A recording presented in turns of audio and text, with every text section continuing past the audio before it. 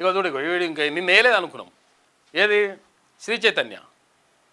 ఇగో ఇటువంటి కార్పొరేట్ వ్యవస్థ మొత్తం కూడా మేము తొలగించేస్తాం, ఖతం చేస్తాం, దీన్ని అట్లా చేస్తాం ఇట్లా చేస్తాం అని చెప్పేసి గతంలో ఉన్నటువంటి ప్రభుత్వం కొంతమంది అందులో ఉన్నటువంటి కొంతమంది ప్రభుత్వంలో ఉన్నటువంటి ప్రముఖంగా ఉన్న వ్యక్తులు ఇందులో షేర్లు కూడా తీసుకున్నారనే ఆరోపణలు ఉన్నాయి. తర్వాత ఇప్పుడు ఈ ప్రభుత్వం వచ్చిన తర్వాత ఇప్పుడే మరి ఇవన్నీ చేస్తారా అంటే అట్లా ఏం లేదు. శ్రీ చైతన్య ఇప్పుడు ఈ శ్రీ చైతన్య ఎట్లుండదు కదా చూడండి మీరు. అంటే ఎవరెవరు ఎట్లెట్లు వేసుకుంటారో చూసుకోండి ఒకసారి చూడండి. ఇక్కడ చూడిగో ఈ పిల్లగాడు ఏం పేరు, ఈ పిల్లగాడి పేరు మిఠాయి తినిపిస్తున్న సుజాత అన్నది. కానీ ఒక్క నిమిషం ఆగు, ఈ పిల్లగాని పేరు చూపిస్తాను నేను.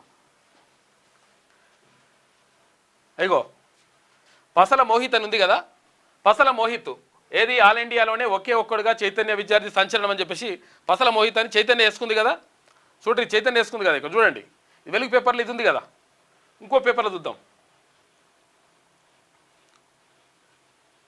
ఒక్క నిమిషం ఆగు. తెలుగు రాష్ట్రాలకే ఇగో చూపిస్తావు. అదేది ఇండ్లు ఉన్నదా ఇది, ఒక్క నిమిషం. ఎందుకంటే ఎవరెవరు ఎట్లెట్లు వేసుకుంటారు ఏం కథ అనేది మనం చూసుకోవాలి. ఇగో చూడిగో ఇగో పి మోహిత్ అనేసి ఇక్కడ. ఇగో ఇది ఆంధ్రజ్యోతి పేపర్, ఇవాళ పేపర్ ఇది ఆంధ్రజ్యోతి. చూడండి ఇది ఆంధ్రజ్యోతి పేపరు. ఇక్కడ ఏం వేసిండ్రు, అక్కడ పసల మోహిత్ అని వేసిండ్రు కదా, ఇక్కడ పి మోహిత్ అని వేసిండ్రు. వీళ్ళు ఎవరు వేసిండ్రు మరి, ఇది ఇల్లు కూడా శ్రీ చైతన్యులు అయితేనేమో అయి ఉంటుందేమో, ఈ సుదర్శన్ తప్పి చెప్తున్నట్టుండు అని చెప్పేసి అనుకునేరు. అట్లా కాదు, హ్యాపీ వ్యాలీ స్కూల్ వారి మా విజయం అని చెప్పేసి స్కూలోడికి కాలేజీ సంబంధం బట్టి మా స్కూల్లో చదువుకున్నాండి పిల్లగాడు అని చెప్పేసి వీళ్ళు వేసుకున్నారు.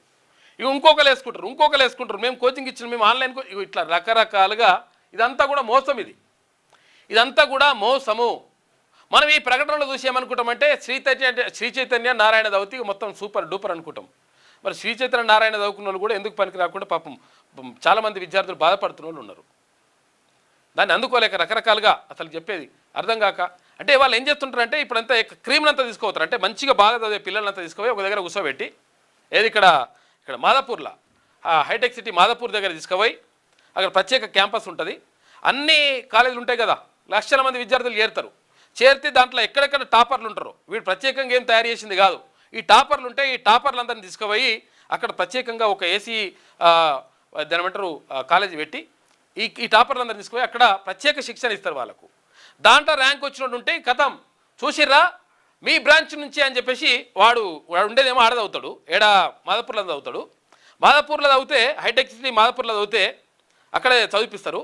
తీసుకొచ్చేసి మళ్ళీ ఇక్కడ కాలేజీలు అంటే ఇగో ఈసీఎల్ కాలేజీ నుంచే వచ్చిందండి, ఇగో లేకపోతే ఇక్కడ మీ ఇది విద్యానగర్ కాలేజీ నుంచే వచ్చిందండి, ఇగో లేకపోతే ఇక్కడ నుంచి వచ్చిందండి, దిల్షునగర్ నుంచి వచ్చిందని అని చెప్పేసి చెప్తుంటారు.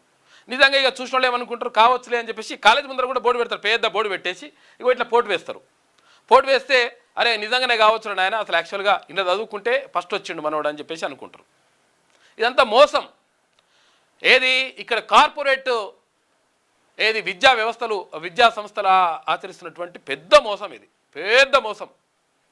ఇది చూసి ఏమనుకుంటారంటే ఇక తల్లిదండ్రులు ఏమనుకుంటారు, అరే ఇక్కడ ఈసీఎల్ బ్రాంచ్ నుంచి వచ్చినట్టుంది పిల్లగాడు, చూసిన ఫస్ట్ ర్యాంక్ వచ్చిందంటే మనోడికి రాకపోతుందా, జర్ర దగ్గరికైనా పోకపోతాడా అని చెప్పేసి, మన అమ్మాయి రాకపోతుందా అని చెప్పేసి ఇట్లా రకరకాలుగా జైన్ చేస్తుంటారు.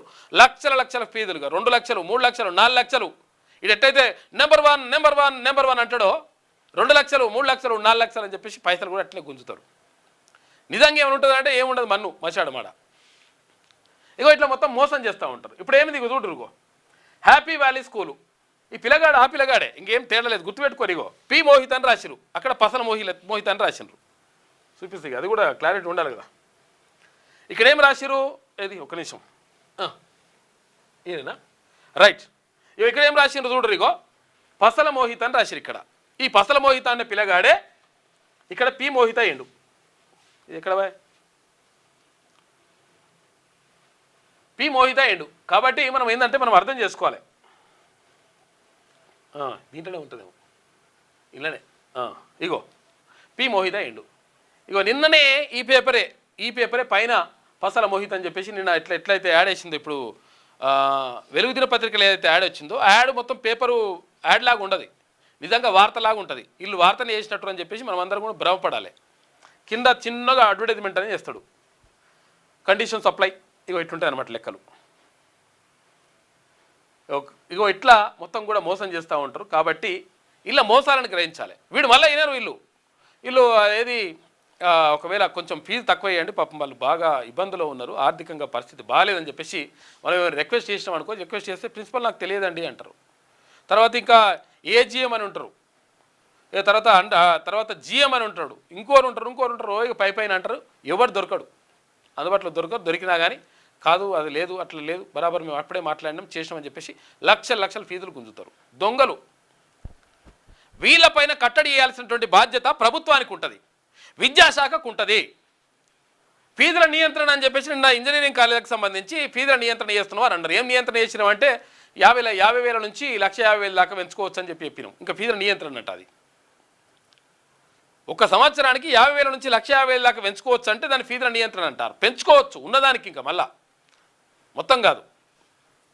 ఇగో ఇటువంటి కథలు నడుస్తూ ఉంటాయి. ఇగో ఇటువంటి ప్రభుత్వాలు ఏం చేస్తుంటాయి అంటే సపరేట్గా చూస్తుంటాయి. ఎందుకంటే వాళ్ళకు కూడా షేర్ వస్తుంటుంది. ఇట్లా ఎవరికి వాళ్ళకి వాటాల పంపిణీ కార్యక్రమంలో భాగంగా ఇట్లా జరుగుతుంటుంది అనమాట.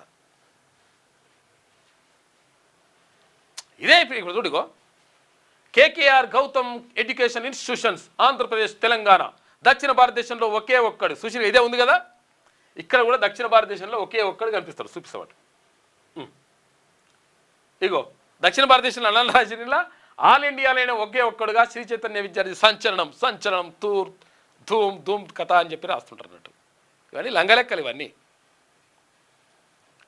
తర్వాత వేరే రాష్ట్రాలు ఉన్న వాళ్ళని కూడా తీసుకొచ్చి వీళ్ళ ఫోటోలు వేసుకుంటారు, పెద్ద లిస్ట్ వేస్తారు. ఆ లిస్టులో మనకేం అర్థం కాదు.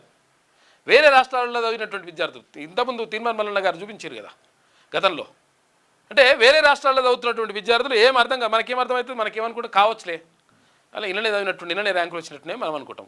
1 1 2 2 3 3 4 4 అంటే ఇది నిజంగానే కావచ్చు అనుకుంటాం మనం. ఇంకో ఇట్లా లంగలెక్కలు మోసాలు ఉంటాయి అన్నమాట. కాబట్టి దీనిపైన అప్రమత్తంగా ఉండాలి.